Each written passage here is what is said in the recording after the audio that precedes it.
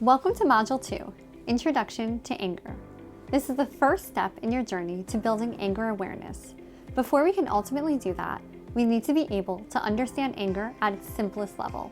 Anger can be really overwhelming, but once we get a base level understanding of what it is, it can help us to feel more empowered over it.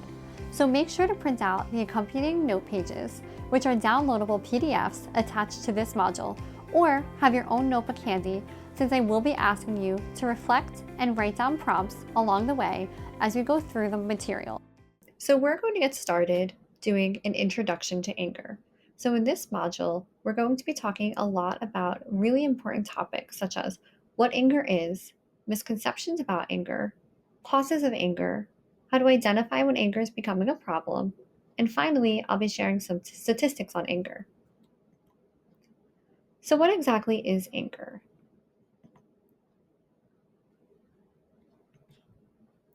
Anger is one of the 6 basic emotions, along with disgust, fear, happiness, sadness, and surprise.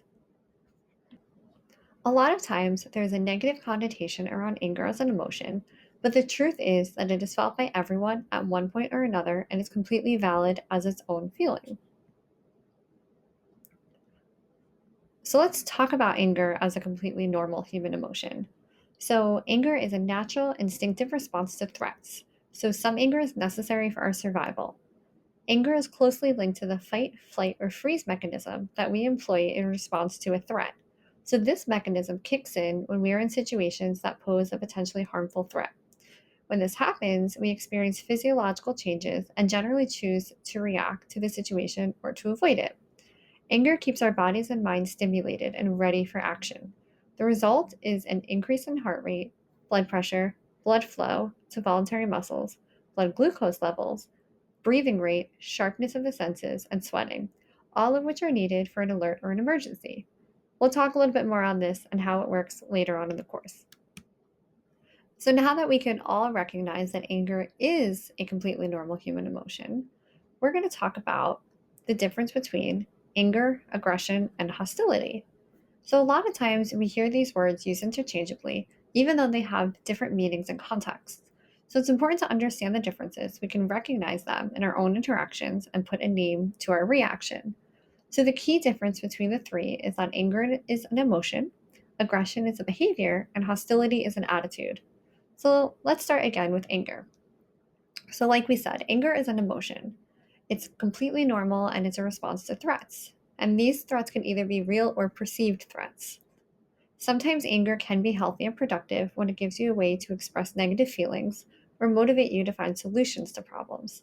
Think about when there was an injustice and someone becomes angry and responds to it in a helpful way. But other times, of course, it can be destructive when it leads to negative interactions with others or affects us physically.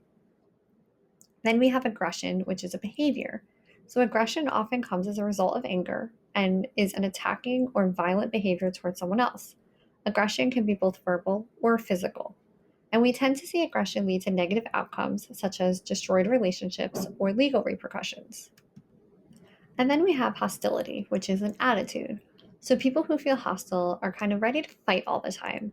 This attitude would be identified as someone who is stubborn or impatient. This type of behavior can definitely isolate you from others.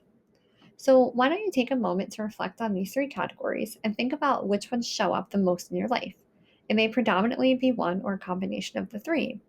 You can take this time to pause this module and to write down on a piece of paper which 3 you think come up the most, or if it's all 3.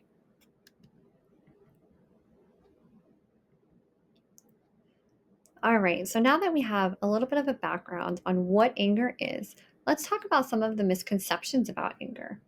So there's a lot of misconceptions about anger that we need to talk about. And the reason they're important to know is because it can really change our perspective on anger in general. So the first misconception is that anger is always bad. Like we talked about before, it's not bad to feel angry. It's normal and it's healthy. In fact, a lot of really good things stem from anger, and angry feelings can lead to positive change. So you could think about social injustices that have called for people who have become angry. In these situations, anger can be harnessed to create the intense focus and motivation needed to fight battles and overcome obstacles. The second misconception is that anger is inherited. While anger can be passed down through learned behavior, the way we express anger is not inherited. Remember, anger is an emotion, and everyone has the ability to control the way they respond to their emotions. Just as the expression of anger is something we learn through watching others, often it's our parental figures, we can also learn more about appropriate ways of expressing it. Kind of like what you're doing now by taking part in this course, right? So, the importance of knowing this is so that we don't fall into the trap of thinking, well, my mom can't control her anger, so of course I wouldn't be able to do that either. That can be very disempowering and can often stop people from getting the help that they need. So, number three is that anger automatically leads to aggression. So, many people think that the only effective way to express anger is through aggression. It's commonly thought that anger is something that builds and escalates to the point of an aggressive outburst, but it doesn't have to lead to aggression. In fact, anger management involves controlling the escalation through skills such as assertiveness, changing self talk, challenging irrational beliefs, and leveraging behavioral strategies. We'll discuss these a little more in depth throughout the course. The fourth misconception is that people must be aggressive to get what they want. So many people struggle with understanding the difference between assertiveness and aggression. The goal of aggression is to dominate, intimidate, harm, or injure the other person. So basically, to win the argument at any cost. On the other hand, the goal of assertiveness is to express feelings of anger in a way that is respectful. It's absolutely a skill that can be learned and developed, and we will be doing a deep dive in teaching some assertiveness skills throughout this course. And then the fifth and final misconception about anger is that venting is always desirable and healthy. So, for many years, the popular belief among people was that venting anger through aggressive actions, such as screaming or beating on pillows, was not only healthy, but it was therapeutic. The issue with this is that venting actually puts us in a stress state. So, when you vent consistently, you're putting your body in a chronic stress state. This has a negative impact on your physical and emotional health overall. So you can take a moment now and think about these five misconceptions and see if any of them really resonate with you. Have there been any of these five misconceptions that maybe stopped you from getting help in the past? If so, you can also write that down as part of your anger journey. All right, so now let's dive into some of the common causes of anger. So I'm sure you can think about all different things that can make you feel angry and that kind of get that anger response out of you.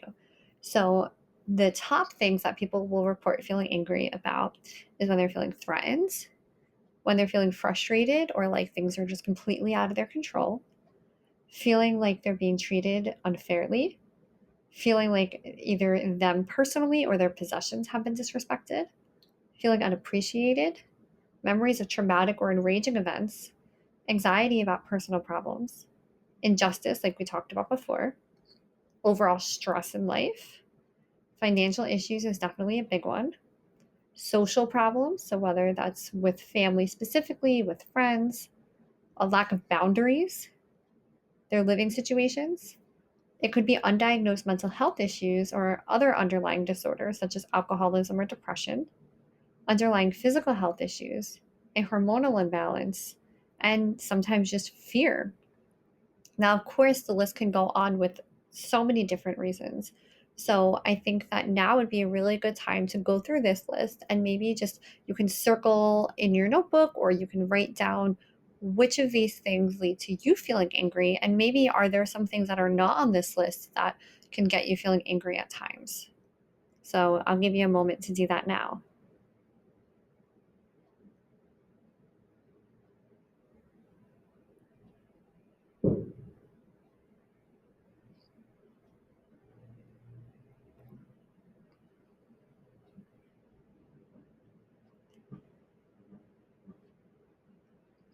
All right, so if you need more time to jot down some things that make you feel angry, of course, pause this video and feel free to write that down and then get restarted when you're ready. All right, and then we are going to move on to when does anger become a problem? So, as we've talked about before, feeling angry in itself is not a bad thing. So, when does it become a problem? So, generally, anger becomes a problem when it's negatively impacting your life, if you've ever become physically aggressive, if it's gotten you into trouble or has caused you problems, if you feel like it can't be controlled, if it's chronically occurring, if small things seem to make you incredibly mad, or if it has a physical effect on your body, such as raised blood pressure or teeth clenching. And now you can also take a moment to write down if any of these things have ever happened to you. So not only did certain things make you angry, but are there things that you have noticed? Okay, now I see that this anger is causing a problem in my life. You can also write that down now next to the things that cause some anger for you.